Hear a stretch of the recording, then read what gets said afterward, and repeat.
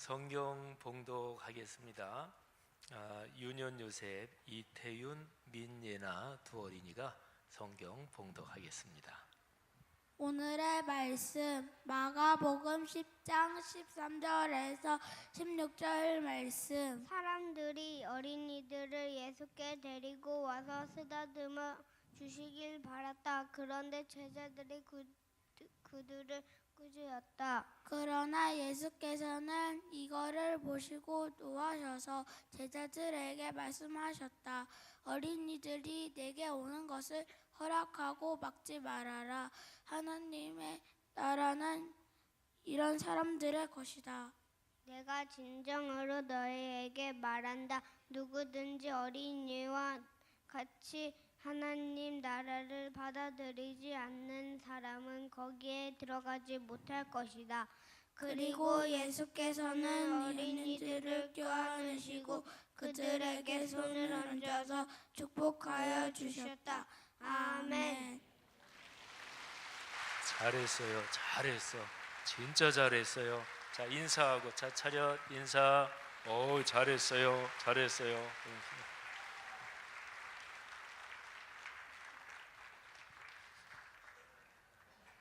우리 교회가 64년 창립된 이래 우리 교회에서 성경을 봉독한 모든 성경 봉독자보다 제일 잘했습니다.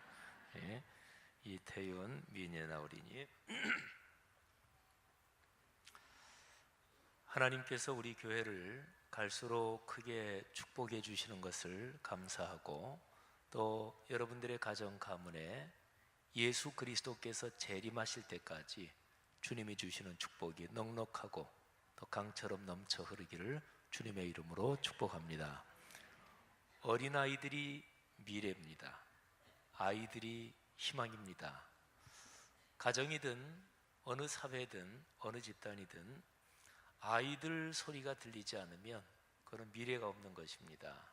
아이들 우는 소리, 떠드는 소리, 웃는 소리, 노는 소리, 아이들 소리가 들려야, 그래야 그 가정이든 가문이든 또는 회사든 또는 국가든지 그 사회가 희망이 있고 미래가 있는 거죠.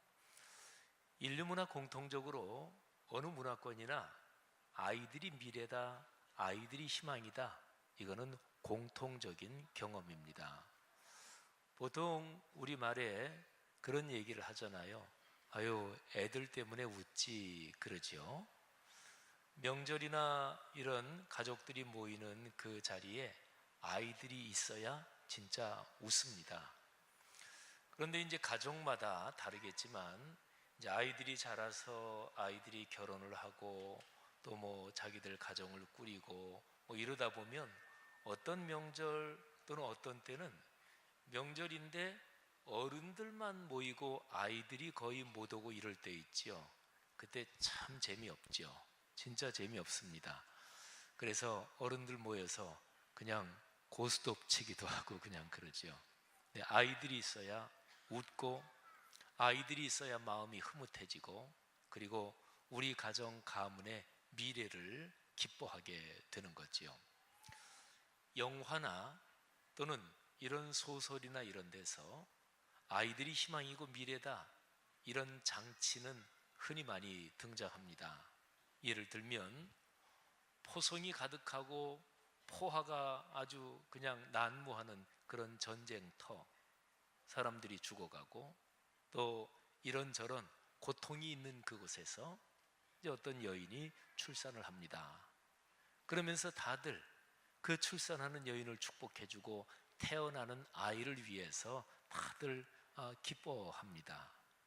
그러면 너무 대조적이잖아요. 사람이 죽어갑니다. 그리고 고통과 끔찍한 상황이 벌어지는 곳에 새 생명이 태어납니다. 그러면 이게 사인이 되는 거예요. 강력한 장치가 되는 거예요. 그래, 지금 상황은 그렇지만 미래가 열려 있구나, 뭐 이런 거죠.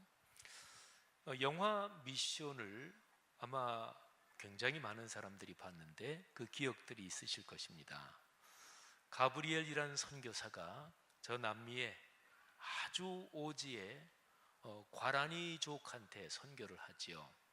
그런데 이 가브리엘 선교사가 과란이족하게 선교를 하면서 마음을 얻고 그래서 예수 그리스도의 복음이 전파됩니다.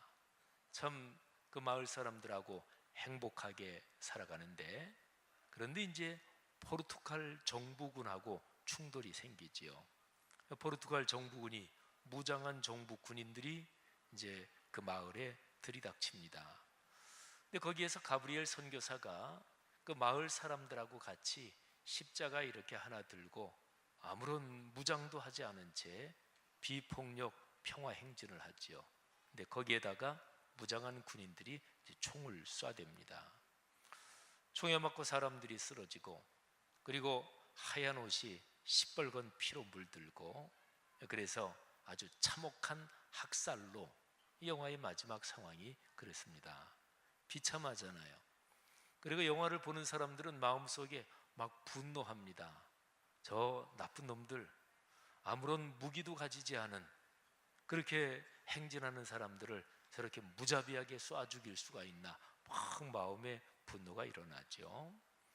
근데 영화 미션은 그렇게 비참하고 참혹한 장면, 그게 맨 마지막 장면은 아닙니다. 그 뒤에 영화가 끝나는 엔딩 씬, 제일 마지막 장면은 그 마을에서 살아남은 사람들이 카누를 타고, 길쭉한 배 있잖아요, 카누를 타고 그 밀림 숲속 더 깊은 곳으로 이렇게 떠나는 장면으로 끝이 나죠. 근데 카누를 타고 숲 더 깊은 곳으로 가는 그 사람들은 어른들이 아닙니다. 이제 아이들이 살아남았어요. 그래서 아이들이 카누를 타고 더 깊은 숲속으로 올라가는데, 근데 그거를 본 이 관객들은, 이제 관람객들은 그런 생각을 가지게 되는 거죠. 다 죽지는 않았구나. 그런데 아이들이 살아남았습니다. 그러니까 아이들이 계속 살아가겠구나. 저 아이들이 자라서 그래서 삶을 꾸려가고, 말하자면 영화 미션의 맨 마지막 장면은 참혹한 학살 장면, 그런 상황이지만 제일 끄트머리 장면은 희망이 열려 있는 거지요. 아이들 때문에 그렇습니다. 보통 영화나 소설에서 이 아이들을 장치로 해서 미래가 열려 있다, 그리고 희망이 있다, 이건 아주 흔한 영화나 소설의 기법 중에 하나지요. 사랑하신 여러분, 주님께서 어린아이들을 사랑하시고 그리고 어린아이들을 축복하시는 장면이 성경에 몇 군데 있는데, 마가복음 10장에는 아주 짤막한 얘기인데 굉장히 특징적인 얘기가 여기에 기록이 되어 있습니다. 마가복음 10장 얘기 한번 따라가 보기 전에 먼저 제가 그런 질문을 던집니다. 여러분 가정과 가문의 아이들을 한번 생각을 해보십시오. 여러분의 아이들은 행복하게 자라고 있습니까? 여러분의 아이들이 자라가면서 미래에 대해서 꿈을 꾸고 희망을 갖고, 그리고 그 아이들을 여러분이 바라보면서 그래, 저 아이들이 있으니까 우리 가정 가문의 미래는 밝은 거야, 여러분의 아이들에 대해서 그렇게 생각을 하십니까? 부모에게 자녀는 뭐 평생 자녀죠. 그래서 여러분의 자녀 중에서 이제는 결혼해서 가정을 가지고 있는 그런 아이들, 어른이 됐지만 부모에게는 아이니까 그런 자녀들을 한번 생각해 보세요. 이미 결혼해서 또 자기 아이를 낳고 그런 장성한 자녀들을 생각할 때, 그들의 가정을 생각할 때 부모된 여러분들의 마음이 어떠십니까? 뭐 사람의 삶은 다 다양하니까 아이고 그 둘째네가 특별히 어려워, 둘째네 생각하면 아주 마음이 안쓰러워 죽겠어, 그런 집안도 있을 테고, 아유 걔네 집 생각하면 너무 고마워, 뭐 자기 형제들도 잘 챙기고, 그리고 경제적으로 넉넉하게 사는데 자기 형제들한테 티내지 않고 이렇게 안부 드러나지 않게 자기 형제들도 돕고 너무 대견스럽고 고마워, 뭐 이런 가정도 있을 거예요. 그런데 이렇든 저렇든 여러분의 자녀들 전체 가정에 대해서 여러분이 생각할 때 고맙다, 감사하다, 그리고 저 아이들이 있어서, 저 가정이 있어서 우리 가문의 미래는 밝을 거야, 그런 생각이 여러분의 마음에 있으시냐, 그런 질문입니다. 사랑하신 여러분, 하나님이 사람에게 주신 축복에서 제일 중요한 것 몇 가지가 있는데 그 중에 하나가 하나님이 주신 복은 대를 이어간다 하는 것입니다. 만일에 대를 이어가지 않고 어느 대에서 끊어진다, 하나님은 그런 복을 주시지 않고 또 하나님은 그런 계획을 하지 않으십니다. 예수 그리스도 재림하실 때까지 하나님이 주신 축복이 이어져야 그게 바로 성경적인 축복이지요. 성도 여러분들이요, 오늘 온가족 예배를 드리면서 하나님께서 여러분 마음속에 우리 가정 가문에 대대로 주시는 축복, 이게 여러분 마음속에 큰 확신으로 자리 잡기를 주님의 이름으로 축복합니다. 마가복음 10장 한 4절이에요. 아주 간단한 얘기지요. 사람들이 어린이들을 예수님께 데리고 옵니다. 목적은 아이들을 좀 쓰다듬어 주시고 축복해 주십시오, 그런 거죠. 모르긴 몰라도 부모들이 자기 아이들을 데리고 왔을 거예요. 그런데 예수님의 제자들이 그거를 막습니다. 그리고 책망을 합니다. 근데 예수님께서 그걸 보시고 분노하십니다. 그리고서 제자들을 도리어 예수님께서 강하게 꾸짖으시고 어린이들이 내게 오는 것을 막지 마라, 이렇게 말씀을 하십니다. 여러분, 오늘 여기 마가복음 10장에 이 얘기를 보면서 우리 성경을 읽는 사람들은 아주 쉽게 이렇게 생각할 수도 있어요. 제자들 못됐다. 아니, 왜 아이들이 예수님께 오는 거를 왜 가로막지? 제자들 아주 못됐다, 이렇게 쉽게 생각할 수도 있습니다. 그런데 이 성경의 스토리를, 얘기를 조금 깊이 들어가 보면 제자들이 그렇게 못된 거는 아니고 상황이 그럴 수밖에 없다, 이렇게도 생각을 할 수가 있습니다. 예수님의 제자들인데 예수님의 제자들이 보통 사람들의 평균적인 품성이나 생각, 그거보다 유달리 못됐다, 그러진 않았을 거 아니겠어요? 오늘 여기 성경 말씀 문맥을 한번 살펴보겠습니다. 오늘 말씀이 시작되는 마가복음 10장 13절 그 앞에 부분을 보면 예수님께서 사람들에게 말씀을 가르치시는 장면이 기록이 되어 있습니다. 근데 그때 얘기의 주제가 결혼과 이혼에 대한 것이었습니다. 예수님이 사람들을 가르치시고 사람들은 귀 기울여 들었겠죠. 그런데 그리고 나서 예수님이 집으로 들어오셨습니다. 그리고 제자들이 예수님을 모시고 이제 집으로 왔겠죠. 그런데 제자들이 집 안에서 예수님에게 다시 질문을 합니다. 주님, 아까 사람들에게 가르쳐 주셨던 결혼과 또는 이혼이나 이 가정에 대한 얘기 한번 다시 좀 설명을 해 주십시오. 저희가 이런 거는 잘 이해가 되지 않습니다. 그래서 예수님하고 제자들만 있는 그 집안에서 예수님이 다시 설명을 해 주시는 거예요. 오늘 마가복음 10장 11절 12절에 보면 이렇게 기록이 되어 있습니다.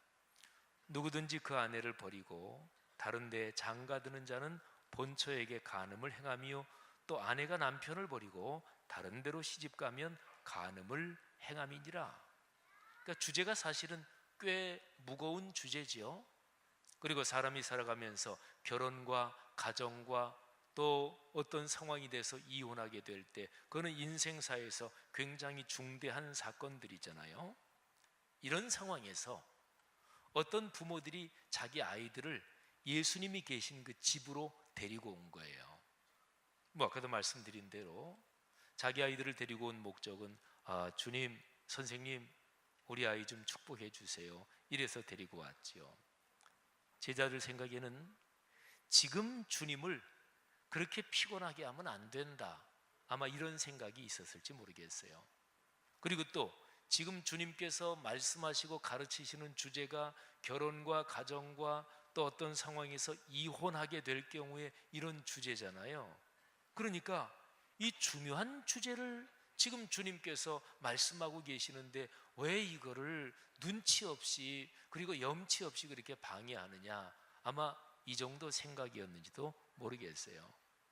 또 어떤 면은 요즘엔 그런 게 없는데 저 어릴 때 이렇게 생각해 보면 뱀을 가지고 약장수라든지 그 장사하는 사람들이 가끔 다니죠.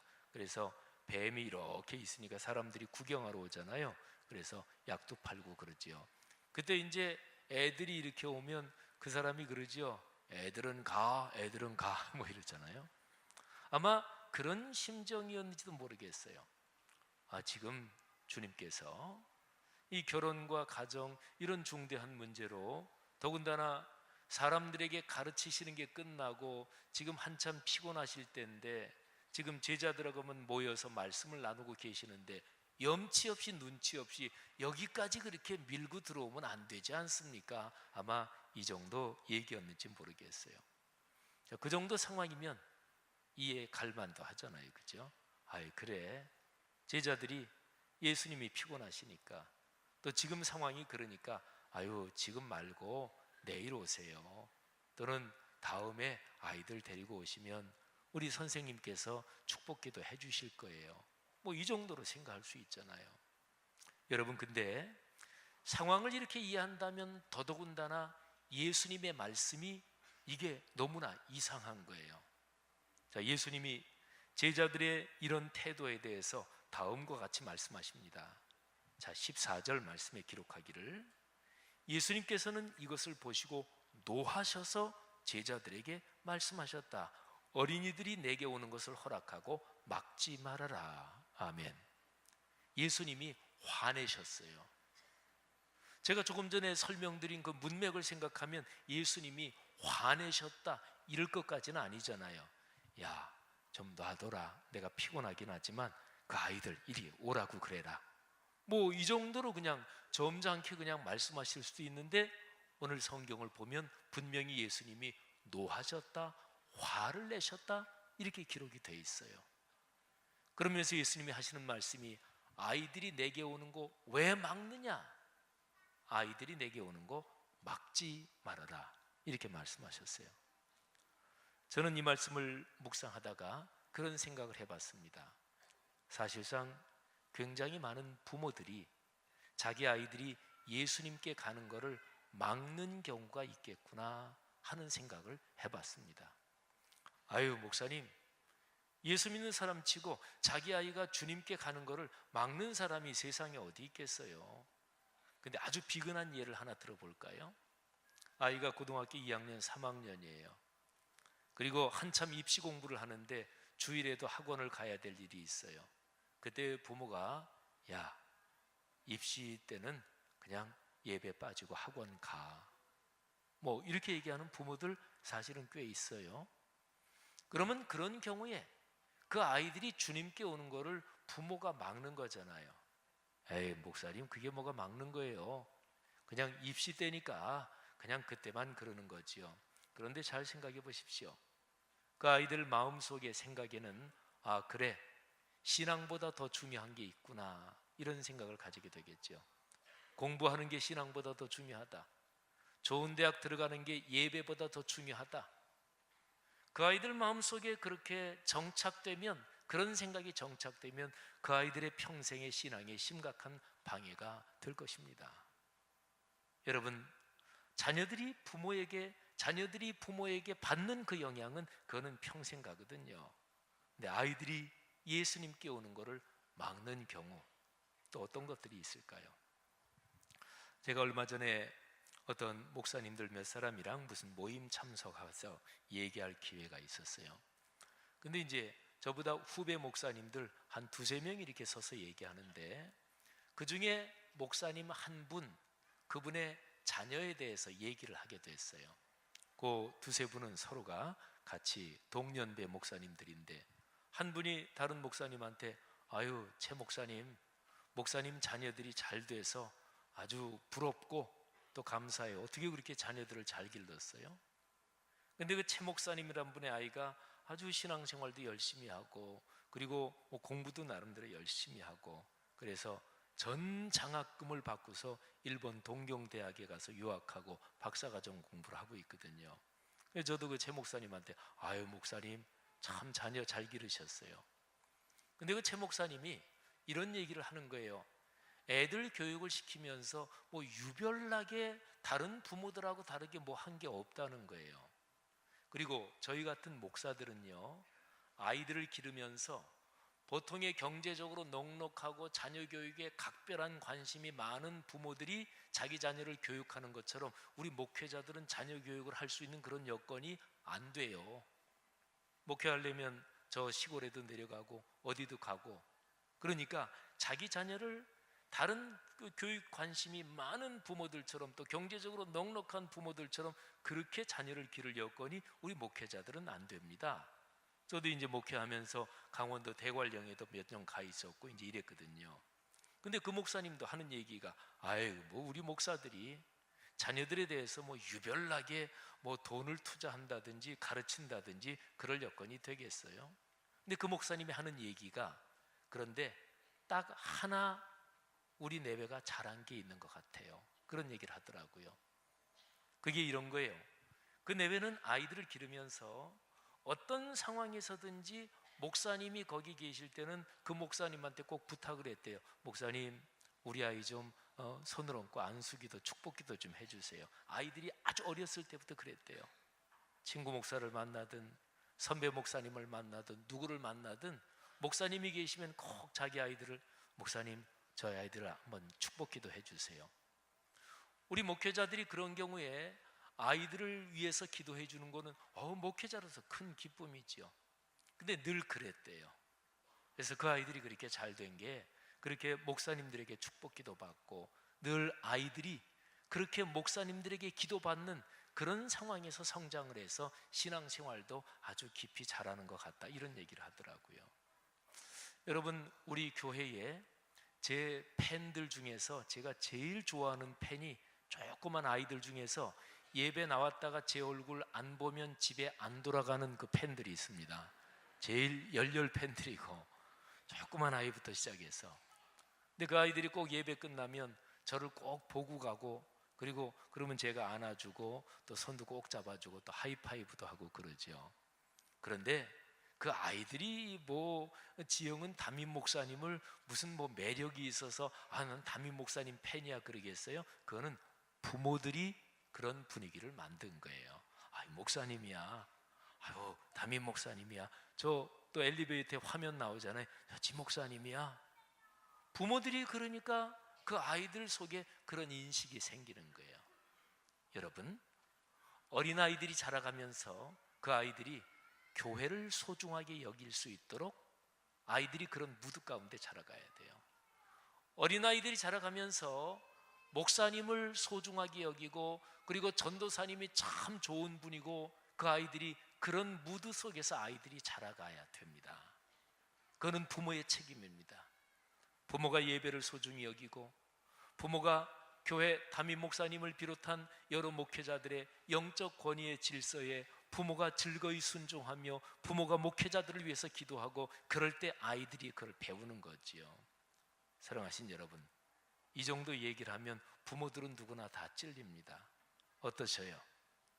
여러분들이 신앙생활 해오는 과정 중에서 여러분들이 교회 공동체를 얼마나 소중히 여기고 예배의 자리를 얼마나 소중히 여기고 또 교회 영적 질서에 대해서 여러분은 어떻게 살아오셨습니까? 그리고 여러분의 자녀들은 그런 여러분의 모습을 보고 무엇을 배웠을까요? 사랑하신 여러분, 부모가 어떻게 신앙생활을 하느냐, 거기에 따라서 그 자녀들이 예수님께로 오는 게 블로킹 될 수도 있고 막힐 수도 있단 말이에요. 오늘 예수님은 말씀하십니다. 아이들이 내게 오는 거 왜 막냐? 사실은 그거는 부모가 어떻게 신앙생활하느냐, 거기에 걸려 있는 거죠. 사랑하신 여러분, 예수님은 제자들을 그렇게 책망하시면서 또 하나 메시지를 말씀하십니다. 15절 말씀이에요. 잘 들어보십시오. 내가 진정으로 너희에게 말한다. 예수님이 무슨 말씀을 하시기 전에 이 정도 표현하면 거 중요한 얘기잖아요. 내가 진정으로 너희에게 말한다. 잘 들어라. 누구든지 어린아이와 같이 하나님 나라를 받아들이지 않는 사람은 거기에 들어가지 못할 것이다. 이거 중대한 문제잖아요, 그죠? 하나님 나라에 들어간다, 못 들어간다. 근데 기준이 뭐냐? 어린아이처럼 하나님의 나라를 받아들여야만 그런 사람이 하나님 나라 천국에 들어간다. 어린아이처럼 하나님 나라를 받아들인다는 그 뜻이 무엇일까요? 이거는 신학적으로 복잡하게 생각할 필요가 없습니다. 예수님이 설교하실 때, 예수님이 말씀을 가르치실 때 예수님은 복잡하게 설교하지 않으셨어요. 그 당시에 아주 평범한 사람들이 쉽게 이해할 수 있는 언어로 가르치셨어요. 그러니까 어린아이와 같이 하나님 나라를 받아들인다, 어린아이와 같이 복음의 말씀을 받아들인다, 어린아이와 같이 설교 말씀을 받아들인다, 그거는 복잡하게 해석할 게 없는 거예요. 사람들이 누구나 다 어린아이처럼 그러면 떠오르는 거 있잖아요. 그게 뭐예요? 어린아이들은 두 마음을 품지 않습니다. 어떤 얘기를 들을 때 저 속생각이 뭐지? 저 말을 왜 하는 거지? 어린아이들은 그렇게 두 마음을 품진 않아요.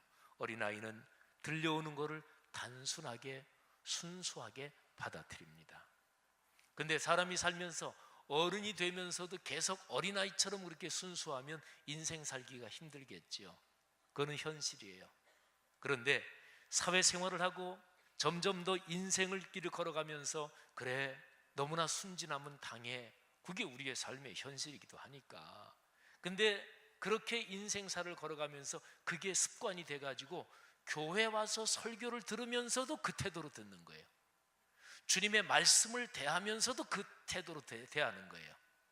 그리고 하나님을 섬기는 예배의 태도도 그렇게 두 마음으로 또는 이런저런 복잡한 생각으로 대하는 거예요. 그러니까 믿음이 성숙하지 않습니다. 그러니까 하나님의 말씀을 믿음으로 받아들이면 그 말씀이 내 삶에서 이루어지고 작동하는데, 그런데 말씀이 작동하지 않는 거예요. 사랑하신 여러분, 적어도 예배만큼은 어린아이 같은 마음으로 드려야 됩니다. 아니, 예배 때 그러지 않으면 어떻게 주님의 복이 임하겠어요? 적어도 성경 말씀을 읽거나 대하거나 설교 말씀을 들을 때 어린아이 같은 마음으로 말씀을 경청해야 합니다. 그래야 그 말씀이 삶에서 작동을 해요. 사랑하신 여러분, 오늘 이 설교 말씀을 통해서 두 가지 메시지를 기억합시다. 첫 번째, 여러분의 아이들에 대한 것입니다. 그거는 어린아이들, 자라는 학생들 뿐만 아니라 이미 결혼해서 살고 있는 여러분의 장성한 그 자녀의 가족, 모든 자녀에게 다 마찬가지입니다. 그 자녀들을 예수 그리스도께 데리고 오셔야 됩니다. 혹시 장성한 자녀들에게, 장성해서 제 중고등학교 때는 교회 잘 나갔는데 대학 다니면서 교회 안 나갔고 결혼해서 지금 교회 안 다니고 있는데, 그런데 직장 생활은 잘하고 돈은 많이 벌어, 그런데 그런 자녀에게 너 교회 다시 나와야지, 신앙생활로 해야지, 그 얘기를 해보신 적이 몇 년 전이 마지막이었습니까? 그냥 돈 잘 벌고 잘 살면 그걸로 되나요? 아니잖아요. 부모가 그런 자녀에게 신앙을 권면하지 않으면, 그러면 그 아이들이 주님께로 나오는 것을 막는 셈이 되는 거지요. 사랑하신 여러분, 여러분의 자녀를 주님의 말씀 앞으로, 그리고 주님 품으로 자꾸만 데려오시기를 바랍니다. 그리고 두 번째, 여러분과 저, 우리의 신앙 자체가 어린아이 같은 마음으로 주의 말씀을 대하고 또 예배 드리며 그렇게 신앙 인생길을 걸어가기를 주의 이름으로 권면합니다. 여러분의 가정과 가문에 하나님께서 주시는 놀라운 축복이 예수님 재림하실 때까지 가문 대대로 이어지기를 주의 이름으로 축원합니다. 기도하겠습니다.